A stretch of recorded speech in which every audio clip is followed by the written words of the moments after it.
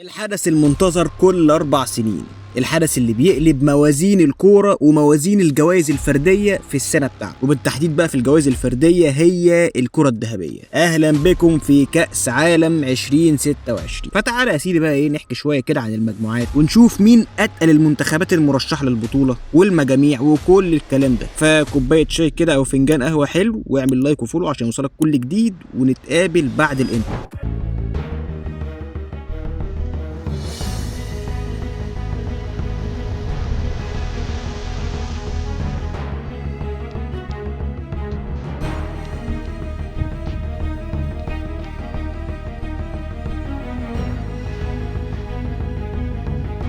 كأس عالم جديد بنظام جديد بعدد منتخبات أكتر، ومعانا منتخبات أول مرة تشارك ومنتخبات تانية ودعتنا. 48 منتخب بدل 32 على 12 مجموعة بدل 8. بيتأهل أصحاب المركزين الأول والتاني على طول، ومعاهم أفضل 8 توالت، يعني أحسن 8 منتخبات حققت المركز الثالث، وده بحسبة عدد النقط وبعدها فرق الأهداف وبعدها الأهداف اللي اتسجلت. لكن النسخة دي مش زي أي نسخة، دي جاية في الصيف وفي أمريكا الشمالية، يعني أجواء صعبة، وتحديدا كمان على اللعيبة اللي جايين من موسم طويل وتقريبا كده ملحقوش يريحوا، ولسه بقى مستنيهم درجات حرارة ورطوبة عالية وأجواء مناخية متقلبة. وطبعا احنا شفنا في كأس العالم للأندية اللي فات دليل على الماتشات اللي تعطلت بسبب العواصف والطقس اللي غير مستقر، ده غير كمان الحرارة اللي هتخلي لعيبة كتير داخلة الموسم مش على أتم جاهزيتها البدنية. وده بقى اللي هيوصل لنا ان النسخة دي من كأس العالم اللعب فيها هيكون على النفس الطويل، واللياقة البدنية هي اللي هتحكم، يعني اللي هيفضل واقف على رجليه لآخر نفس مش شرط الأقوى هو اللي هيحسم، يعني اللي أجهز بدنيا هو اللي هيبقى ليه الأفضلية. فيلا بينا على المجموعات يا معلم. بسم الله الرحمن الرحيم. المجموعة الأولى ومعانا واحد من أصحاب الأرض اللي هيستضيفوا البطولة، وهو المنتخب المكسيكي. المكسيك معاها جنوب أفريقيا وكوريا الجنوبية والتشيك، مجموعة على الهادي منها خالص، لكن اللي مميزها اللي يعتبر الاربع منتخبات مستواهم قريب من بعض، يعني مفيش منتخب تقدر تقول عليه ان هو اللي هيكون فارق عن باقي المجموعه. بس لو هنتوقع حد للصعود ممكن اقول لك المكسيك عشان صاحب الارض واكيد واخد على اجواء اللعب وعلى الملعب وعلى كل الكلام ده. جنوب افريقيا ممكن تكون التاني عشان منتخب برضه واخد على اللعب في اصعب الظروف في درجات الحراره والرطوبه العاليه. كوريا الجنوبيه بقى ممكن تخطف بطاقه الصعود كافضل ثالث، والتشيك نقول لها باي باي من بدري. يلا بينا على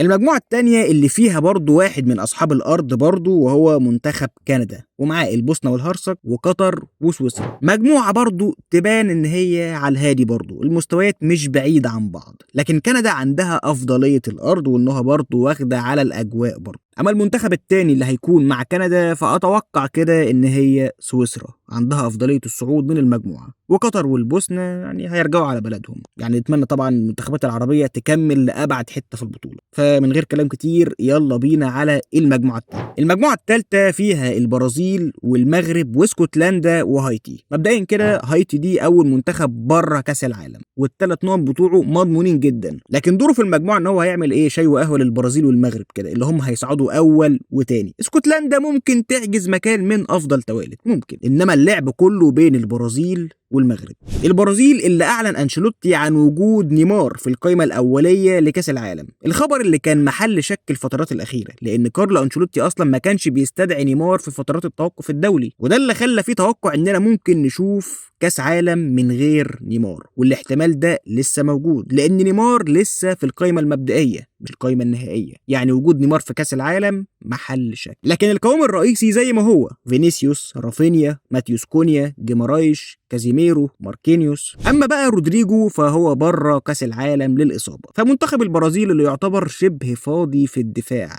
لكن هنشوف بقى انشيلوتي هيحلها ازاي، ولكن اعتقد يعني هو هيسيبها زي ما هي وهيعتمد على قدرات لعيبته تحديدا في الهجوم زي عادة. اما منتخب المغرب فمنتخب المغرب بعد الانجاز اللي عمله في كاس عالم 2022 ان هو ضمن المربع الذهبي للبطوله، فهو علّى الطموحات جدًا وبقى بيتعامل معاملة الكبار. وكمان بعد وصوله نهائي أفريقيا لكنه خسر النهائي في أرض الملعب، بغض النظر بقى عن اللي حصل في النهائي وإن الكاف قال إن المغرب هي البطل، مش ده موضوعنا أصلًا. لكن منتخب المغرب داخل كأس العالم بمدرب جديد المرة دي، وهو الكوتش محمد وهبة بدل من وليد الركراكي. محمد وهبة اللي عليه طموحات كتيرة جدًا إن هو يوصل لأبعد نقطة في المونديال، فأول تجربة فعلية ليه مع المنتخب الأول بعد تجربته في منتخب الشباب واللي كانت أهم إنجازاته فيها الفوز ببطولة شمال أفريقيا 2024 ووصافة كأس أفريقيا 2025 وطبعًا الإنجاز الأكبر كأس العالم للشباب 2025. فيا ترى بقى محمد وهبي هيقدر يقدم إيه في كأس العالم اللي جاي؟ خلينا ما نسبقش الأحداث ونشوف ساعتها ونحكم على التجربة. ويلا بينا على المجموعة الرابعة. المجموعة الرابعة فيها صاحب الأرض واللي هيستضيف النهائي الولايات المتحدة الأمريكية، معاها باراجواي واستراليا وتركيا. مجموعة مش من الأقوى لكن ممكن نشوف منافسة بين أمريكا صاحب الأرض وباراجواي،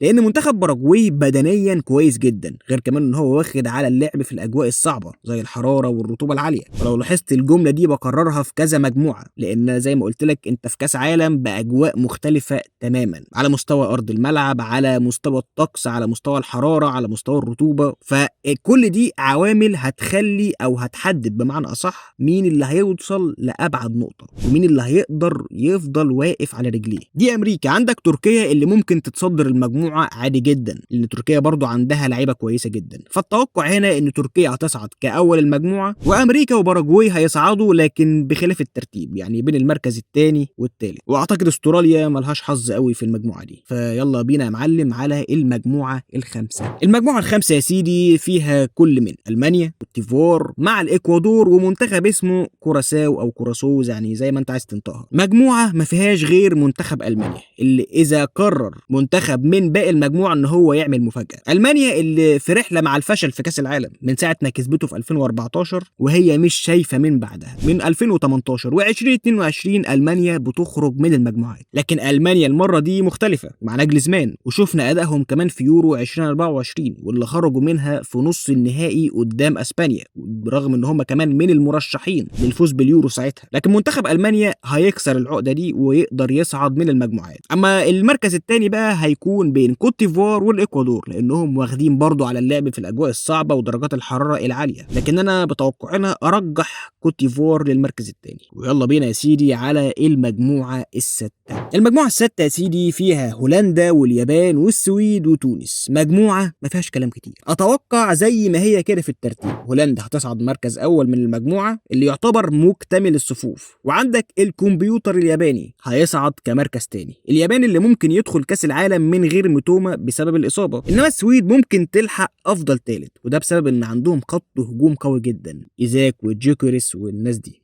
اما بقى للاسف منتخب تونس اعتقد هتروح بدري، مع اني اتمنى تونس تكمل لحته بعيده، بس يعني ده اللي على الورق. نتمنى نشوف حاجه يعني عكس كده في كاس العالم.